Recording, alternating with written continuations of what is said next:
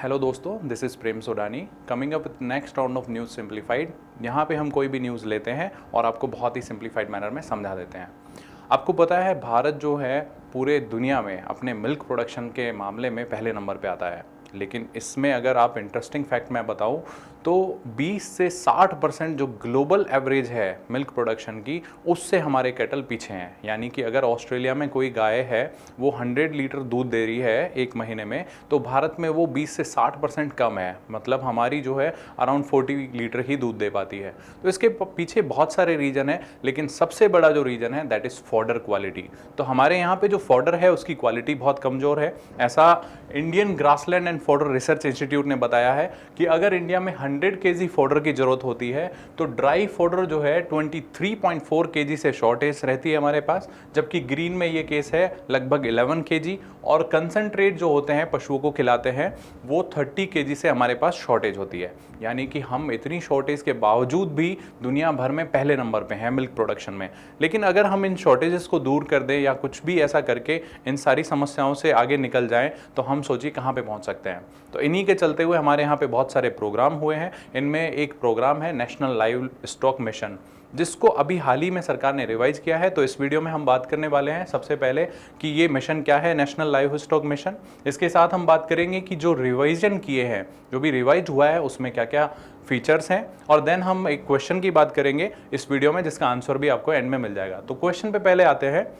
Indigo करके एक सबसे दुनिया की बड़ी कैटल चिप, जेनोमिक चिप बनाई गई है और ये भारत ने बनाई है। ये एक इंडिजीनियस चिप है। तो आपको बताना है कि ये किस इंस्टीट्यूट ने बनाई है, भारत के अगर इंस्टीट्यूट की बात करें तो इसका आंसर आपको वीडियो के एंड में मिल जाएगा। सबसे पहले हम बात करते हैं नेशनल लाइव स्टॉक मिशन की। ये स्कीम 2014 में आती है और गवर्नमेंट का पर्पज होता है कि जो हमारे लाइव स्टॉक है उनकी ना सिर्फ क्वालिटी को सुधारा जाए, बल्कि जो फॉडर मटेरियल होता है, फॉडर पे अगर हम ध्यान देंगे, फीडर एंड फॉडर पे, तो पशुओं को अच्छा खाने को मिलेगा, और अच्छा खाने को मिलेगा तो हमारा लाइव स्टॉक भी बढ़ेगा, साथ ही साथ मिल्क प्रोडक्शन भी बढ़ेगा। इसके साथ साथ जब मिल्क प्रोडक्शन बढ़ जाएगा तो एक कंपोनेंट ये भी होगा कि पॉवर्टी एलिविएशन में भी हेल्प मिलेगी। And that was the aim of this national livestock mission. इसे 2014 में लाया गया और ये एक सेंट्रल स्पॉन्सर्ड स्कीम थी। अब आपको मैं एक इंपॉर्टेंट चीज बता दूं, दैट इज व्हाइट रिवॉल्यूशन। तो व्हाइट रिवॉल्यूशन के अंडर ही भारत ने अपने दूध का प्रोडक्शन बहुत तेज बढ़ाया। इसी व्हाइट जो रिवॉल्यूशन है उसका ही एक ये कंपोनेंट है नेशनल लाइव स्टॉक मिशन। अब अगर बात करें तो इसमें 4 सब मिशन बनाए गए। एक जो सब मिशन होगा that would focus on food, fodder and feeder. दूसरा जो सब मिशन होगा वो लाइव स्टॉक के डेवलपमेंट पे काम करेगा। थर्ड जो है स्पेशली पिग डेवलपमेंट, जो नॉर्थ ईस्ट साइड में करेगा काम। और फोर्थ में हम उनको स्किल ट्रेनिंग देंगे कि ये जो सारे हमारे मिशंस हैं, सब मिशंस, उनको कैसे आगे ले जाना है। उनके लिए जो रिसर्च एंड डेवलपमेंट या जो स्किल्स की जरूरत होगी वो भी एक कंपोनेंट बना के इस नेशनल लाइव स्टॉक मिशन में डाला गया। इसमें जो फार्मर्स हैं, जो भी ऐसे इंडिविजुअल फार्मर्स हैं जो इस लाइव स्टॉक बिजनेस में हैं, वो लाइव स्टॉक ग्रो कर रहे हैं, तो उनको कैपिटल सब्सिडी पे, यानी जो उनका इंफ्रास्ट्रक्चर लगता है, फॉर एग्जांपल कोई भी है जिसने कैटल रियरिंग का एक बिजनेस स्टार्ट किया है जिसमें वो बहुत सारे फॉर एग्जांपल पिग को डेवलप कर रहा है, पिग्स को प्रोड्यूस कर रहा है, तो उसके लिए जो उसको कैपिटल इंफ्रास्ट्रक्चर चाहिए होगा उसमें सरकार उसको 4% की सब्सिडी भी देगी। इसके साथ साथ बहुत सारी चीज़ें थी जैसे फूड एंड फॉडर में research and development, proper seed production, उसके साथ साथ सारे जो किसान हैं उनको ट्रेनिंग देना, ये सारे एम इस नेशनल लाइव स्टॉक मिशन में थे। लेकिन कहीं ना कहीं ये जो मिशन है वो इतना सक्सेसफुल जो है होना चाहिए था वो नहीं हो पा रहा था। हमने देखा कि इंडिया में अभी भी हम ग्लोबल एवरेज से 20 से 60% पीछे चल रहे हैं मिल्क प्रोडक्शन में। तो फिर सरकार ने देखा कि ऐसा क्यों हो रहा है। तो उसमें सबसे बड़ा जो रीजन था दैट वाज कि हमारे जो बैकवर्ड एंड फॉरवर्ड लिंकेजेस थे, यानी जो स्कीम है इसके इंटेंशन अच्छे थे, लेकिन इस स्कीम से जुड़े हुए जो भी कंपोनेंट थे उनके बीच में सामंजस्य की थोड़ी कमी थी।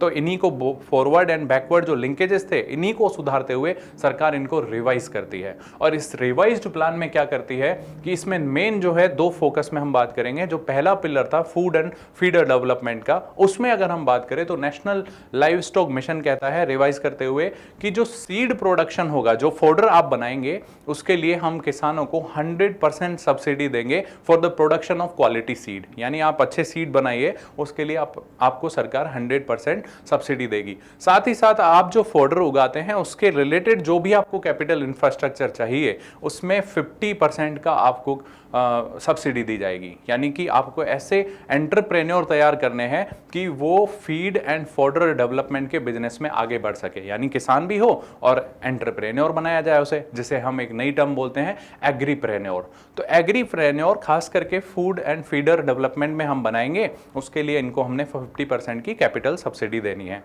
अब इसके बाद अगर हम बात करें तो ये सबमिशन जो है ये फोकस करता है, एक जो सबमिशन था that is feed and fodder.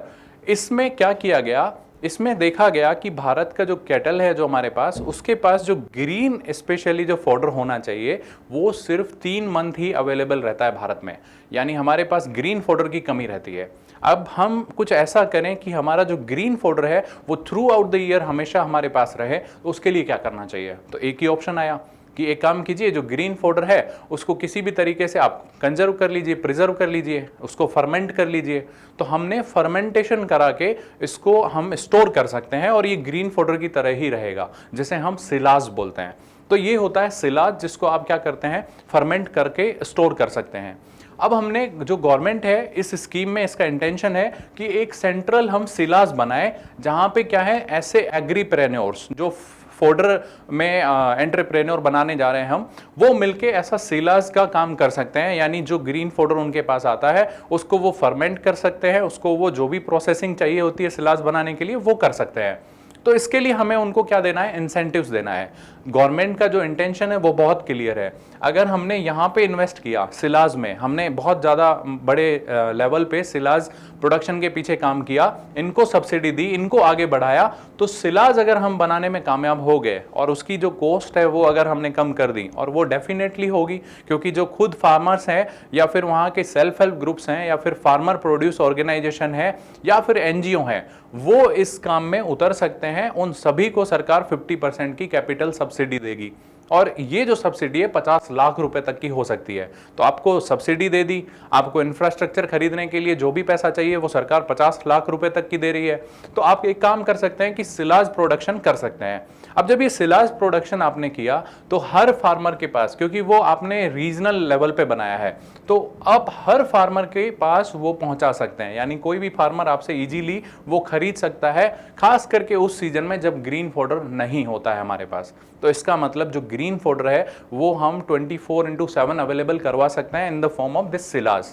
तो इंटेंशन बहुत साफ है। अच्छा, सरकार का जो इंटेंशन है वो है कि हम एक एक फार्मर के ऊपर इन्वेस्ट करने से अच्छा हम एक काम करते हैं, क्यों ना इस सिलाज का जो है उसको एक हब मान के इसमें सारा इन्वेस्टमेंट कराया जाए। यानी जब हम इसमें इन्वेस्ट करेंगे, सिलाज की अवेलेबिलिटी बढ़ेगी, जो भी एंटरप्रेन्योर्स हैं वो आगे आएंगे, तो ऑब्वियसली इन फार्मर्स के पास भी बेनिफिट अपने आप पहुंचेगा। तो that is working on hub and spoke model, जिसमें हब जो है हमारा सिलाज मैन्युफैक्चरिंग है या सिलाज प्रोडक्शन है, एंड जो हमारे स्पोक्स हैं वो हमारे फार्मर्स तक पहुंचेंगे। तो that is a hub and spoke model, and government is very much interested in investing this hub.